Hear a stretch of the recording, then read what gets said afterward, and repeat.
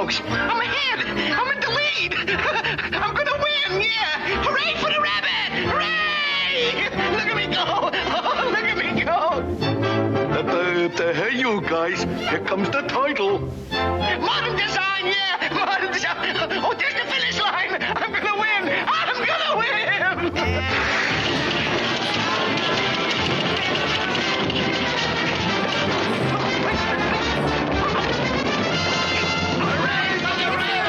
I thought you were crazy liberal. Because you don't watch the show. You should watch the show. I actually do watch the show. I laughed my ass off backstage. That was a good monologue. Even though you were making fun of me, I'm very excited about this. You know, I had Pence on. I've had both his vice president a couple of weeks ago. Pence was here. I'm killing it with the vice president. Okay. Yeah. What did you talk about with Mike Pence? Oh, Sex, drugs, and rock and roll? I don't know. He was a lot more human than I thought than I'd ever seen him. I even asked him to come on my podcast where I get stoned, and he was like, maybe. So it was good. Hi guys, welcome to Go See Gail. I'm an election denier. I start out with a lot of J.D. Vance and Bill Maher. Bill Maher does not believe that the election was rigged in 2020, and he thinks that we should just succumb to the fact that Biden won in 2020, but I definitely do not think he did.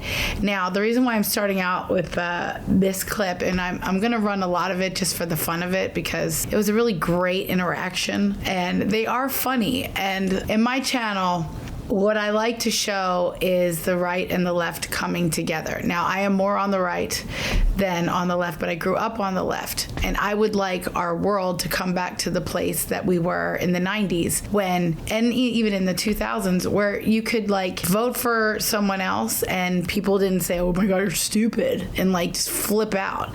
There wasn't TDS back then. There was just like, oh, well, I disagree and I like these policies better than these policies. It just wasn't as heavy and thick and crazy as it is now. What I like about this conversation is the fact that they really find a lot of common ground.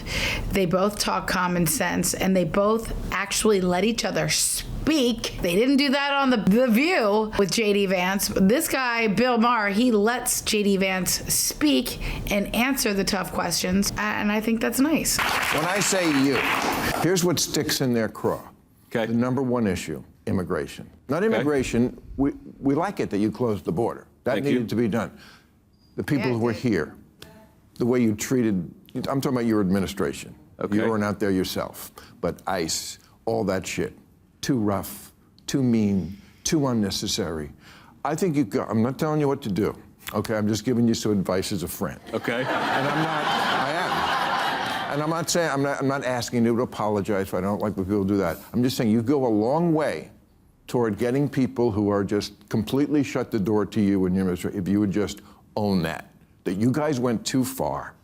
You went too far, and you should own it like you did childless cat ladies. Okay. Here's the basic problem with that bill is you cannot do any deportations without law enforcement. And you can't do a law enforcement operation like that without having some situations that don't look good when they're recorded like that. I mean, let me give you like just one obvious example. Let's just set aside the immigration element of this, okay? If you take a guy who's committed murder and you go in and arrest that guy, sometimes that person's going to resist arrest. Sometimes if you take a video of it and it's out of context and you don't appreciate why that person is being arrested in the first place, it looks pretty icky if you take that out of context video clip. And what I worry about is when people say you can't ever do immigration enforcement if it produces a bad video clip, what they're really saying is you can't ever actually do immigration enforcement. We had 12 million people come into the country, into the interior over the last 4 years, or I should say from 2021 to 2025. And we were elected with a mandate to get some of those people out of the United States of America. You can't do that easily. Law enforcement deporting people is never an easy process. So I appreciate your argument that we've gone too far, but we couldn't do nothing. And I don't think there was an easy way to do this. Of course, there's a middle ground. I really like the way J.D. Vance handles this particular question, because the left does freak out about how they have to be tough on people that aren't supposed to be here. But if you think about it, if we went to a country that we weren't supposed to be in, do you think that they would be soft on us Americans? No, they wouldn't. They wouldn't be soft on us, okay? So we're gonna have to not be soft on 12 million invaders that aren't supposed to be here. I'm not sorry about that. Sorry, not sorry. Law enforcement, ICE, love all of it. Nice, make it national. National ICE. Make it nice. I'm all for it. Never lands in the middle, which is what I'm always trying to get people to do. I thought you were a crazy liberal. Because you don't watch the show. You should watch the show. I actually do watch the show. I laughed my ass off backstage. That was a good monologue. Even though you were making fun of me, I kind of liked it. Yeah. It was fair. Yeah. I know someone in your administration who watches the show.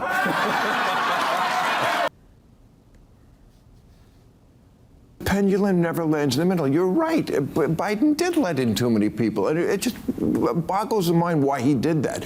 But then it has to go all the way to the other side. Always. Nothing can ever land in the middle. Did they go too far? Probably in the Pentagon with DEI. Yes, and now Pete Hegseth is like firing everyone who's not whiter than an albino. No, he's not. Come on, Bill. It certainly looks that way. Well, but Bill, this is, you've got to be. Nothing lands in the middle. I disagree with that. I think sometimes things do land right where they should, but just you take this story about Pete Hegseth.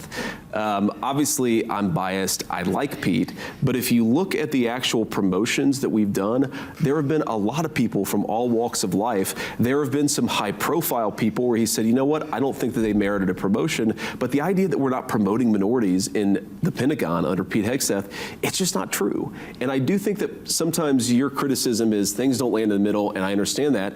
Sometimes the problem is the media reports things in such a way where they actually obfuscate or conceal the truth rather than reporting what's actually going on. Of course they do. They all do. That's why you have to read both sides. Yeah, well, like, my recommendation is if you read a news story and it says something bad about me, you should disbelieve it. It's probably lying. Whereas if you read a news story, look at that, do you see? This is the best. I love this because Bill Maher does not laugh, like he doesn't laugh out loud a lot, but when you get that face, it's like you know you got him. And that goes a long way to actually be intelligent and to actually get him to think about voting for the other side. And then also be a humorous person. That's a lot for Bill to absorb. That's like a seal of approval type face going on right there. Right, let's continue. That's something nice. Right. That's one way to look at it. But okay, but I'm just trying to help you with your issues. Because I'll tell you something. You, me, and 100 friends. This is like political therapy here. Because I'll tell you something that I don't think I've ever said, but this happened this week, but the thing I'm sure you want to talk about, we're going to talk about on the panel, but the Democratic Socialists. I'm actually here to talk about my book. I want everybody to buy my book. We're going to get to it. We're going to get to it. But it's called Communion, available wherever books are sold. But just one more thing about this, and then we'll get to the book. Okay. Okay. Like, if this is where the Democratic Party is going, where this democratic socialist, this obsession with Israel, with the Jew hating, with they don't believe in capitalism, no prisons. If this is where they're going, it's bad. My vote is in play. Okay. Yeah. A lot of people I like to hear that. It actually always has been. And you know what's just messed up is that I don't think the Democrats realize that they're being used. These socialists are not real Democrats, but they're jumping on that bandwagon because there's so many of them. That's how they're gaining power, by getting into the small-minded ones. The socialists are using the Democratic Party to gain power. But when Trump goes away and no one can be mad at him anymore, our country, both the left and the right, we're all going to be looking at ourselves. And we're going to go, what the hell have we done? Why did we make this guy the big enemy and allow the socialists to come in to destroy the country? Now we have all these people that shouldn't be here coming in, taking over, and turning our country into their country.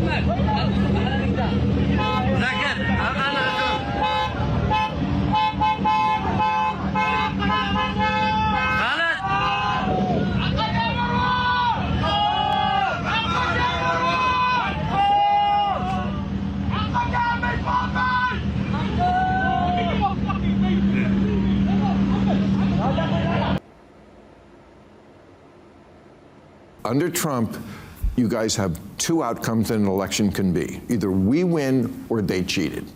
That shit has to stop. And the person and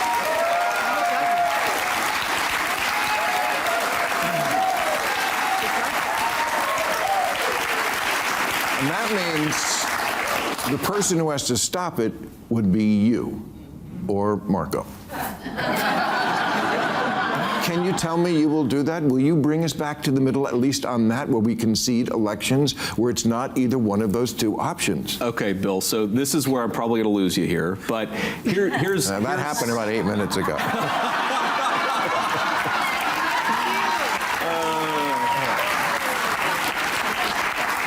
Look, I don't think that we should not concede elections, but I don't think that's what's going on. I think that if you go back to the president's core argument, he was making an argument about problems that existed in 2020. And here's the problem that I'm most focused on. The president and I have talked a lot about this, and I think we share a perspective here, but set to the side the stuff that really gets you and your audience very angry about whether the count was legitimate in Georgia or Pennsylvania or any of these other states.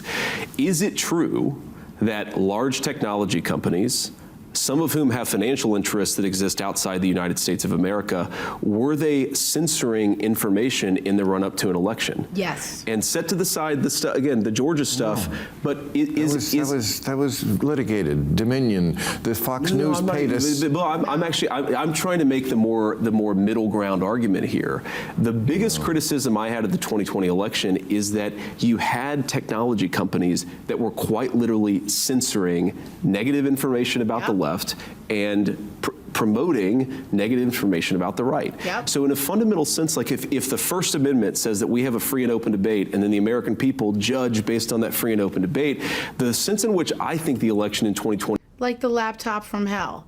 They didn't allow all of that evidence to come out so that the American people could see how Biden was taking money from 4 different countries. He was taking money from China, Ukraine, Qatar, Russia. They suppressed the fact that ivermectin can cure COVID. Sounds crazy, but it can cure it. And they didn't want us to have a cure. They wanted us to stay home and be scared so that they could rig the election. 10% for the big guy. Remember that? All of that was suppressed. And a lot of people didn't see what a crook Biden was. A Ukrainian energy executive who is part of an alleged pay-to-play scheme involving then Vice President Biden claims he has recordings of Mr. Biden pressuring the company to hire his son. Our Tom Dempsey is live in Washington with more on these claims. Tom, I mean, one scandal involving the former president, one involving the current president. I guess it depends on who you ask as to how hot each case is. Yeah, that's right, Adrian. You know, this morning Republicans are really putting a lot of pressure on the FBI to release more information about this alleged criminal scheme involving then Vice President Joe Biden taking money in exchange for favorable foreign policy decisions. Now, those same Republicans are coming out saying that an FBI source told investigators about over a dozen audio tape recordings of Joe and Hunter Biden held by a foreign person sort of as a form of insurance if that person ever got in a tight position. Longtime Republican Senator Chuck Grassley from Iowa made these audio tape revelations during a speech on the Senate floor on Monday. Grassley said the foreign person recorded 17 tapes total, almost all involving conversations with Hunter Biden.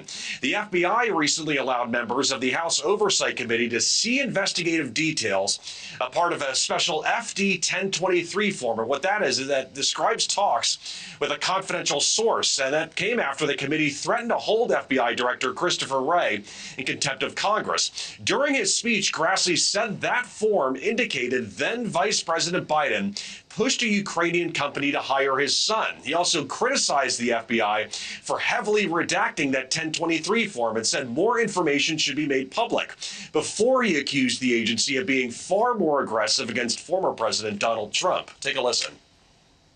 Two standards of justice in this country will turn our constitutional republic upside down. Thanks to the political infections within the Biden Justice Department and the FBI, we were well along the road for that to happen.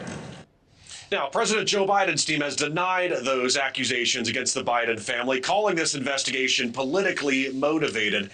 If they saw that before the election, a lot less people would have voted for him. We're going to get into how the election was rigged beyond that, but the way it was rigged, where social media was a part of the rigging, that was the beginning. But then the actual rigging that happened, I'm going to get into that later. When it was rigged, I'm sorry, is that you had technology companies that were putting their thumb on the scale in a way that completely obliterated the real open exchange of ideas. Well, now, by the way, it didn't happen in 2024, but it happened in 2020, and it was a problem. Well, you're going to get a big pat on the back when you go back to the White House. All right. Let's talk about your book. I mean, I think it's very interesting because, you know, I always want to talk about what people have in common. I used to be Catholic. You're a Catholic now. That's right. You used to be an atheist. I'm an atheist now. So we've been over to the same ground. Yeah, that's right. And you know, you were born a Baptist. This is about your spiritual journey. That's right. Which is really That's right. interesting. And by the way, well, very personal. Yeah. It reminded me a little of Gavin Newsom. He has a book here, and I was very surprised. It didn't look like his book. Did you read his book? People bought my book. That's the difference between. No, whatever. Sorry. Like, Was that mean? I'm just saying, that's fine. Well, I'm just saying, politicians are getting a lot more real. My point is, and as I talk about in the book, available wherever bookstores are sold, or wherever books are sold, again, it is that, like, I started seeing refractions of the truth of the Christian gospel, and that got me on a pathway to where I eventually accepted the truth that Jesus Christ was the Son of God. But I think all of us have our own path. You obviously have yours, but it's not over yet, man, so I still have hope for it. Okay, well, thank you. I appreciate that you have hope for me, and I for you. Vice President J.D. Vance. I'm going to show you right now all the proof that is needed to show you that the 2020 election was stolen. And you've all seen it. We saw it in real time. I'm going to switch the camera around. You ready? Here it goes. This right here. This right here is all the proof that you need. Because this right here is statistically impossible. This right here is absolutely 100% statistically impossible. Numerically impossible. These are called voting trends. This is what was happening on the night of the election in 2020. As you can see, as the night went on, Donald Trump was increasing his lead. What does that mean? What does increasing your lead mean? It means that voting trends throughout the country were trending towards Trump in every single state in the nation. This right here is when they shut off voting and they told everybody to go home, which they've never done before. Maybe outside of the 2000 election with Al Gore and George Bush. That's how they did it here in California. It was like Spencer Pratt was in the lead. He was making it to the runoff against Karen Bass. Then all of a sudden, they just stopped accepting Spencer Pratt votes. And then every vote that came in after the cameras went off and everybody went home, and then we're just still counting ballots. And then there was no more Spencer Pratt votes. Just Nithya Raman, who literally conceded the election, like literally conceded and cried. Now to L.A. mayoral candidate Nithya Raman. Karma Dickerson is live in downtown L.A. for us with her campaign. Karma. Yes, we're at Boomtown Brewery. It's been a party all night. It's finally starting to wind down just a little bit. The crowd's starting to thin, but for the most part, we've seen a packed dance floor. And really, when Nithya Raman went to the stage and thanked everybody and talked about celebrating, she really said, okay, we're going to end this night with a party. They said there's a lot of votes left to count. Now, while Nithya Raman is down so far in the vote count, you wouldn't know that from the spirit of the room and from the tone of the discussion. They really are saying that they are going to wait it out. As we know, this was an 11th hour candidacy, and up until these early returns tonight, it did look like Raman was neck and neck with her two contenders, or with the two top contenders, I should say. Here's a listen to some of the things she had to say. She started with an emotional tribute to her children. To my family, thank you to my Appa and Amma, Venkat and Sudha. And then she cried. You brought me to this country from India when I was a little girl. You sacrificed everything for me and Akash so that we could have every...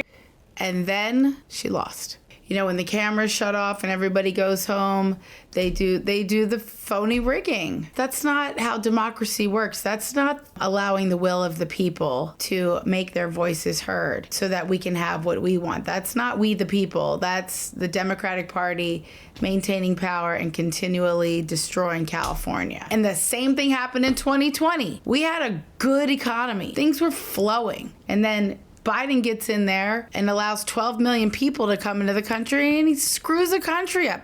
Anyway, back to election deniers. But not like this. And then in the middle of the night, this happened. And then Joe Biden won just by a little bit.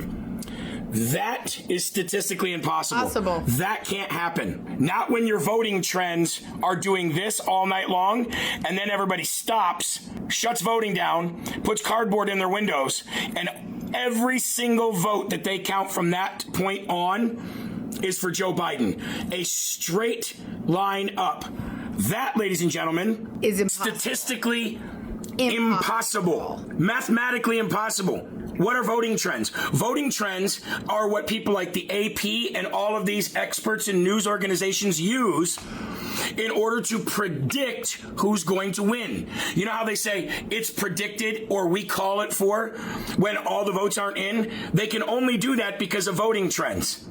That right there proves that the election was stolen. And that alone. And I'll ask you this too. If Joe Biden all of a sudden got 18 more million votes than anybody's ever gotten, then where was that enthusiasm when Trump won in 2024? Exactly. Where were those 18 million voters? He's right about that. And I talk about that in life too. And then people just pretend like, oh, they just went away. 18 million people? 18 million people went away? When Barack Obama became president, both times, I think he got 60 million and 65 million. And he was Barack Obama. He was like the golden boy. He was everybody's favorite. Everybody voted for him. I wasn't voting back then, and I should have been, but I wasn't paying attention to politics. I even was just like, yeah, that's who I would vote for if I felt like doing all that votey stuff. You're trying to tell me Joe Biden over Trump, who was filling out arenas, and Joe Biden was filling out gymnasiums when he was on the campaign trail. He was like filling out high school auditoriums. That's what it looked like. And he was going to sleep by 8 o'clock. He's getting his binky and his blankie and his binky and his ice cream and his night-night. You know, he's going night-night. And Trump was out there on the trail till 2 o'clock in the morning, you know, getting people riled up and selling merch, golden shoes and hats and all the stuff. I mean, the golden shoes might have been 2024. But still, he was just like merching out. There's no way 81 million people voted for Joe Biden and not even 70 million voted for Barack Obama both times. There's no way that Joe Biden was that popular. It was rigged. And anybody who can't see that just has the TDS so bad that they just refuse to see it, and they think that people just really hate Trump that much. But Trump won. He won. He clearly won. Why didn't they come out and vote again? And if Joe Biden was so popular and his presidency was so amazing, because they weren't, then how come Trump won again in 2024? How come the popular vote and the Electoral College vote went for Trump if Joe Biden was so good and did such a good job? Everybody knows it was stolen, and we're going to prove even more of it at 11 o'clock on Live from America. Hope to see you there. He is not wrong. And I'm going to wrap this video up. I had to tape this video twice because I got feedback because I didn't put the cans on. I'm going to wrap up with a Bugs Bunny video that reminds me of the 2020 election and also the Spencer Pratt election. I call it the Spencer Pratt election because Spencer Pratt won that election. He made it to the runoff, and they cheated.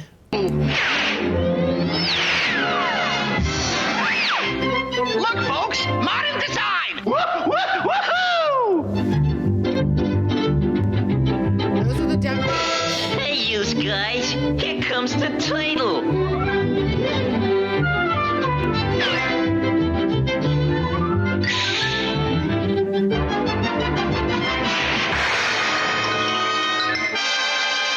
Take that, you dirty title! Take that! Title schmitle! I'm the rabbit! You're the title! Rabbit! Title! Rabbit! Title! Rabbit! Title! Yep, that's the title, all Joe right. Biden. Rigging. Hooray for the rabbit! Hooray! No. I told you rabbits aren't very bright. Hooray for the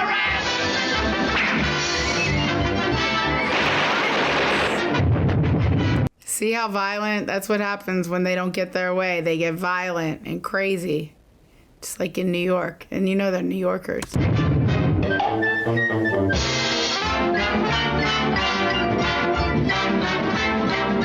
look, folks, I'm ahead. I'm in the lead. I'm gonna win, yeah. Hooray for the rabbit! Hooray! Look at me go! Oh, look at me go! Hey, you guys, here comes the title. Modern design, yeah! Modern design! Oh, there's the finish line! I'm gonna win! I'm gonna win!